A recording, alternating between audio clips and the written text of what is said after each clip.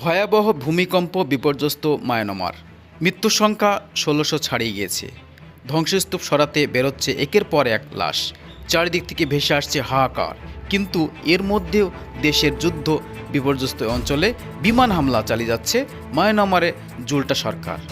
জুলটা বাহিনীর হামলা চালিয়ে যাওয়াকে জঘন্য বলে মন্তব্য করেছে রাষ্ট্রপুঞ্জ। গত শুক্রবার ৭.৭ মাত্রায় ভূমিকম্প কেঁপে ওঠে মায়ানমার।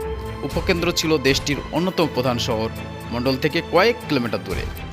গোটা এলাকায় একের পর এক আফটার শক অনুভূতি হচ্ছে, যার মধ্যে কয়েকটির তীব্রতা রিক্টার স্কেলে ৭.৭ মাত্রায় কাছাকাছি। ভূমিকম্পের তীব্রতা এমনটাই ছিল যে থাইল্যান্ডের রাজধানী ব্যাংকক থেকেও তা অনুভূতি হয়েছে বলে খবর পাওয়া গেছে। জুলটা সরকারের দেওয়া তথ্য অনুযায়ী ভূমিকম্পের পর এখন পর্যন্ত মৃত্যুর সংখ্যা দাঁড়িয়েছে ১৬৪৪ জন।